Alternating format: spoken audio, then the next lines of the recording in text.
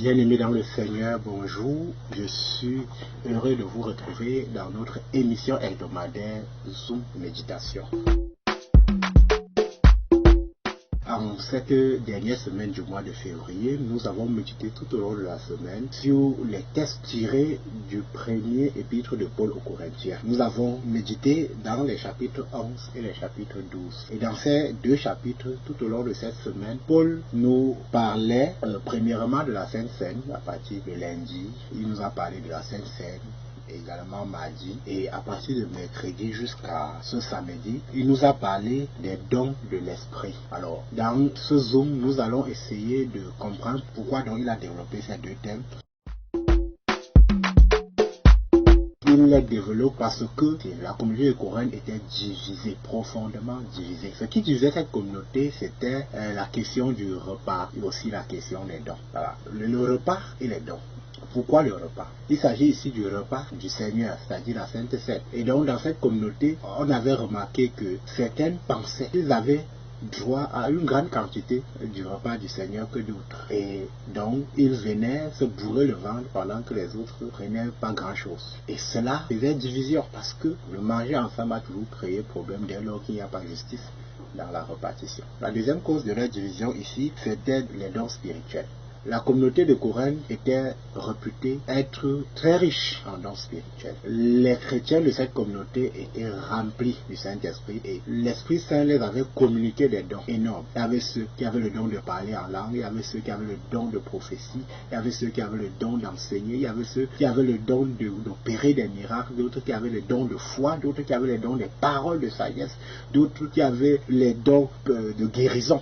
Donc il y avait tellement de dons. Et ce qui se passait donc, c'est que quand quelqu'un avait son don, par exemple le don de prophétie, il pensait qu'il était supérieur, il se suffisait à son don. Il devenait donc riche de son don, imbu de son don. Et ce qui faisait donc les divisions. Parce que chacun voulait montrer que c'est lui le plus important. Et ça créait donc...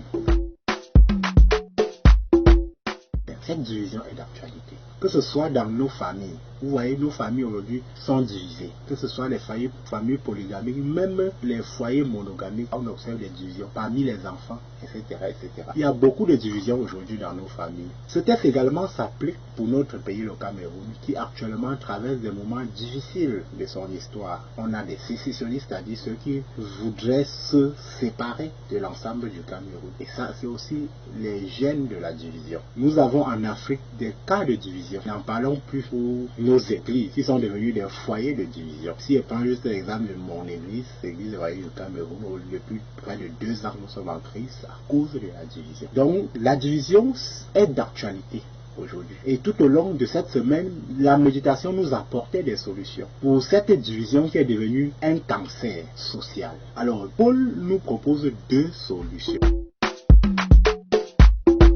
La première solution, c'est la symbolique du repas. Et la deuxième solution, c'est la symbolique du corps. Commençons d'abord par la symbolique du repas. Paul, à travers la symbolique du repas, montre que la Sainte Seine, que les membres de la communauté de Corinthe prennent chaque fois qu'ils se retrouvent, provient d'un même pain et d'un même vin. Ils se réunissent autour d'une table et ils se partagent le même pain et le même vin. Et par là, il leur montre que le repas, donc, c'est le symbole même de l'unité. On ne peut avoir des conflits et venir manger à la même table, partager le même pain ensemble et boire le même vin ensemble. Paul donc prône ici que la solution du vivre ensemble, c'est le manger ensemble. Pour revenir dans notre société africaine, nous savons que chez nous, le repas également unit la famille. La famille se retrouve autour d'un repas, au moins une fois par jour. Et donc, vous ne pouvez pas être divisé au sein de la famille et venir manger le même repas ensemble. Ça devient comme un poison pour vous. Il y a la symbolique du vin blanc chez nous, les Bamileke. Quand tu bois le vin blanc avec quelqu'un, il faut être en paix avec cette personne. Parce que le vin blanc, c'est le symbole de paix. Vous voyez, dans les deux temps, on utilise le vin blanc. Symbole d'unité, de paix. Si tu as des problèmes avec quelqu'un, chez nous les Bamileke, tu ne peux pas boire le même vin blanc avec lui. Si tu entres dans la case du matango, tu veux boire le matango et tu veux rencontrer à ton ennemi, tu sors. C'est comme ça. Donc le repas a toujours été un moyen d'unir, de communier.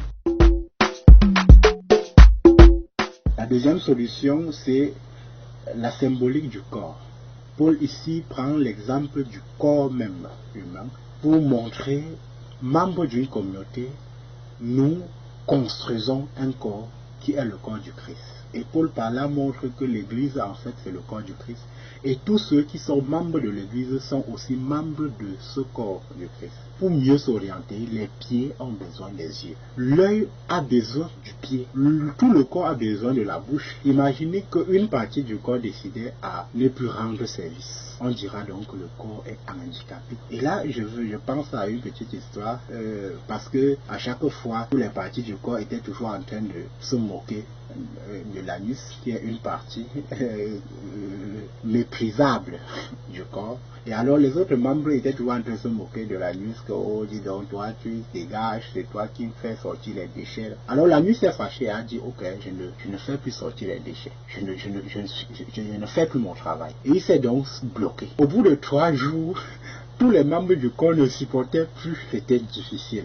Il a fallu maintenant que tous les membres du corps viennent supposer l'anus que pardon, fais ton travail. Sinon on est mort, on est tous là. L'anus a repris son travail. Voilà comment le corps a pu respirer. Donc aucune partie du corps n'est à négliger. Par la symbolique du corps, Paul montre aux Corinthiens ici que chacun a reçu un don pour faire corps. Si tu crois donc que ton don c'est pour aller dans ton coin, développer ton petit marché comme on voit partout dans les églises aujourd'hui, alors tu fais erreur et tu te perds toi-même. Si tu crois que tu es citoyen d'un pays et que Dieu t'a donné certaines capacités que tu dois utiliser juste pour ton intérêt personnel, tu fais erreur, tu te perds. Tout ce que nous avons reçu comme talent, comme don spirituel dans le cadre des chrétiens, comme intelligence, comme compétence, c'est pour le service du corps.